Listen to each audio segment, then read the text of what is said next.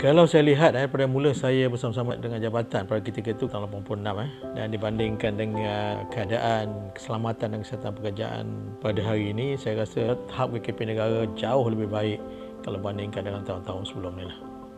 Jadi contohnya pada tahun 2004 dulu, kalau kita lihat kadar kemalangan pada ketika itu adalah 5.84 per 1000 pekerja. Dan kita lihat pada tahun 2019 kadar kemalangan menurun pada 2.71 per 1000 pekerja, mana menurun sebanyak 53.6%. Besar penurunan tu. Itu kadar kemalangan maut 7.17 per 100,000 pekerja, menurun kepada 3.83 per 100,000 pekerja, menunjukkan penurunan kadar kemalangan maut kepada 46.6%. Satu penurunan yang sangat besar, menunjukkan jugalah orang kata penambahbaikan yang signifikan dalam konteks peningkatan tahap KKP negara lah.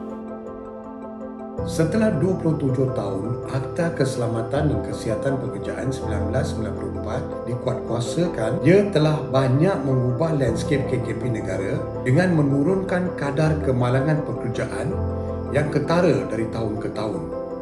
Kita dapat melihat 3 KPI. Satu dari segi kadar kemalangan, ia telah berkurang. Keduanya adalah kadar kematian. Ia juga telah berkurang sebanyak 46%. Dan terakhirnya adalah pelaporan penyakit dan keracunan pekerjaan yang mana ia telah meningkat sebanyak 2,990%. Ya. Kita lihat dalam laporan OMP yang lepas, kita punya laporan kemalangan di tempat kerja sumber kewangan.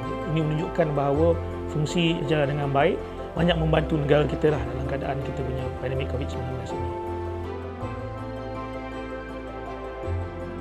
Sebagai aktiviti rutin kita di jabatan ini, sebenarnya kita menguatkuasakan beberapa akta yang besar untuk memastikan tempat kerja adalah selamat dan sihat untuk orang bekerja.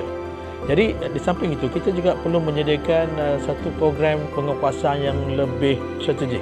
Nah, ini yang kita rasa yang kita perlu menyediakan satu pelan induk keselamatan dan kesihatan pekerjaan.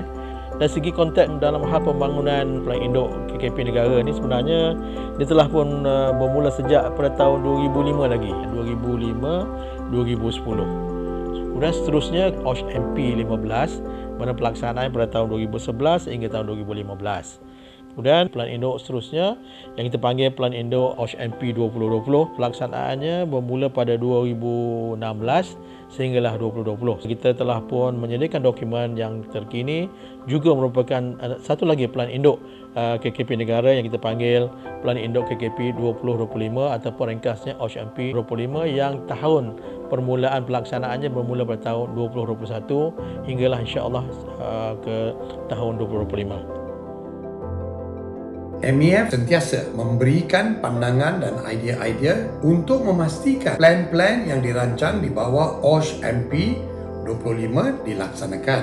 Banyak peluang bagi pengamal OSH untuk menghasilkan kesan yang lebih besar dan memaparkan nilai sebenar OSH kepada pertumbuhan dan produktiviti ekonomi kita. OSH MP yang baru ni dapat menguatkuasakan kita punya akta OSH kita supaya majikan-majikan kena comply. Jadi inilah sumbangan kita untuk menyokong kita inline lah bersama dalam kita punya OSH MP tersebut.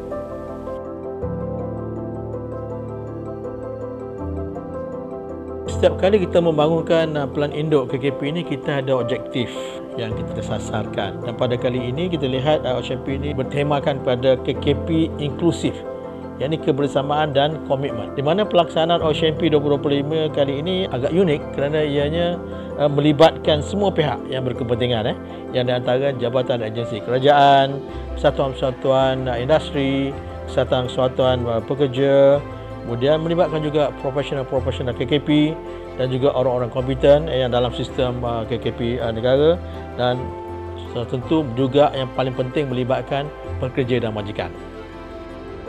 Dalam keadaan untuk menjayakan kitanya OSH kita ni, dua-dua peranan kita perlukan. Sebab majikan perlu menyediakan fasilitis tempat kerja kondusif yang baik untuk pekerja. Dan bagi pekerja pula, perlulah mematuhi prosedur atau peraturan yang disediakan oleh majikan. Jadi maka itu, dua ni kena blend lah. Majikan dan pekerja kena bersama-sama untuk menjayakan orang kata kesihatan dan pekerjaan di tempat kerja itu. OSH MP 2025 seharusnya dapat menyatukan semua orang yang terlibat dalam OSH di Malaysia untuk melindungi nyawa pekerja kita, tidak kira apapun kewarganegaraan mereka. MEF mempunyai lebih dari 6,250 syarikat dan 28 persatuan sebagai ahli. Pihak MyForge yang mempunyai kekuatan ahli seramai 4,500 orang yang merangkumi 17 persatuan. Di bawah M2C kita represent lebih kurang 15 juta pekerja dalam negara kita. Kita memang ada wakil dalam JKPP.